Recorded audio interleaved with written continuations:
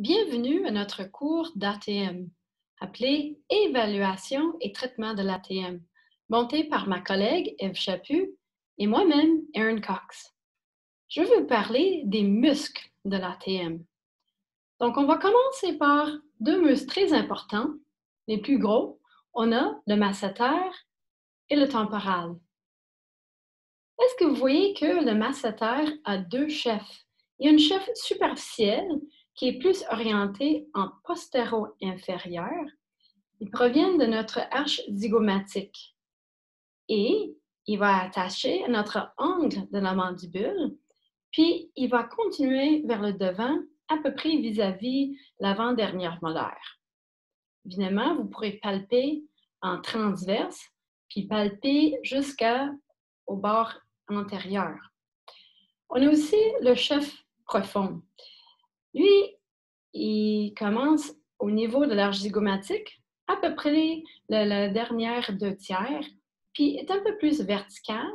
Aussi, il s'attache à l'angle de mandibule et aussi au niveau de notre ramus de la mandibule. On a le muscle temporal. Donc, il vient de notre fosse de la tempe.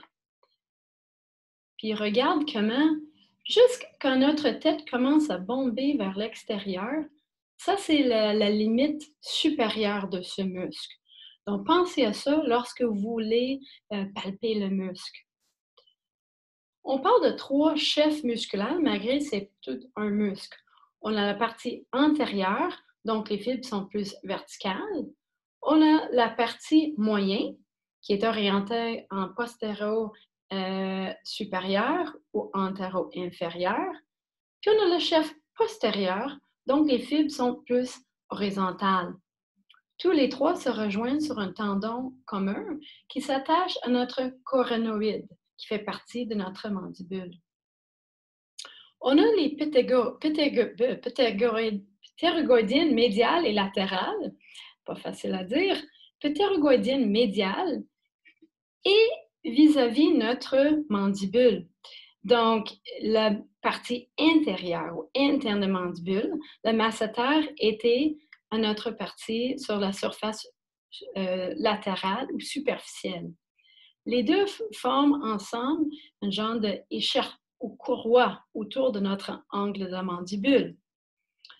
Pourrez-vous voir que le ptérygoïdien médial est angulé de la mandibule vers le milieu.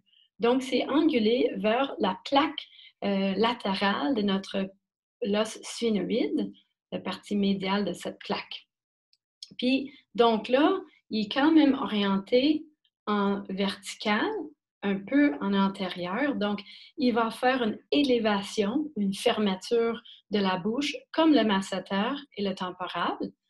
Mais aussi, vous voyez, à cause de son orientation, l'origine qui provient de notre os sphénoïdien, il va aussi faire un mouvement contralatéral.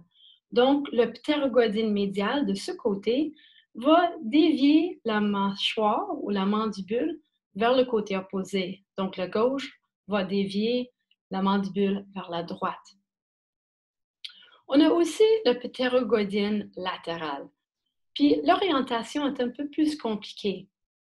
Donc, il n'est pas comme les autres. Il ne va pas faire une élévation ou une fermeture, mais à cause de ses attaches puis son orientation, il va faire une protrusion où ça va aider l'ouverture de la bouche. Donc, je vous ai fait un autre petit modèle ici, juste pour vous montrer. Donc, on a notre mandibule. Donc, vous pourrez voir ici, c'est notre crête infratemporale de notre os sphénoïdien. Okay? Donc, le sphénoïde est situé, donc si on a l'orbite ici, puis si on roule notre doigt ici, ça c'est notre sphénoïde. Notre arche zygomatique est juste ici. Donc, l'attache ou l'origine de notre ptérygoïdienne latérale, le chef supérieur, elle vient d'ici. Donc, pourriez-vous voir que l'orientation, s'il vient de là, puis il va vers la tête de la mandibule. Donc, il s'attache à la capsule de l'articulation temporomandibulaire ainsi que notre ménisque.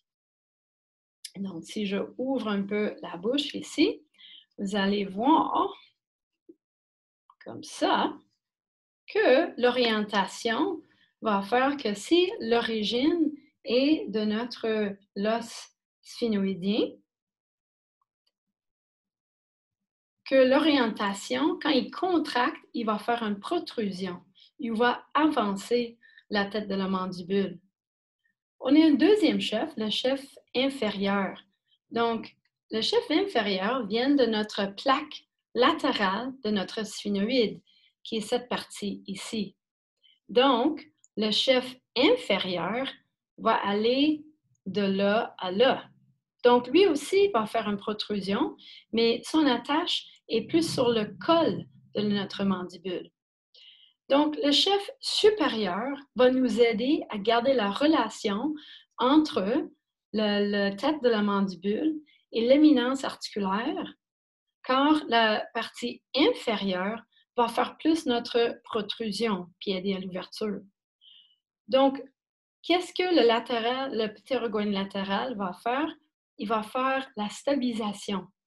C'est un muscle local profond qui va aider à stabiliser la mâchoire. Donc, c'est très important dans les cas où vous voyez que le condyle bombe lors de l'ouverture. Il faut réadapter ce muscle.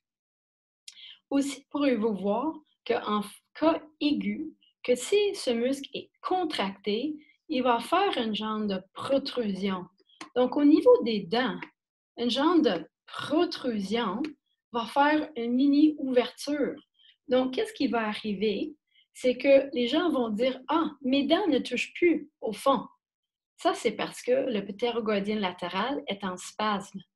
Encore, il faut qu'on réadapte les muscles. Donc, relâcher les muscles, être certaine qu'il y a la flexibilité et être certaine que tous les muscles autour fonctionnent très bien pour aider peut-être à la surfonction de notre ptérygoïde latéral au moment d'un problème aigu. Merci.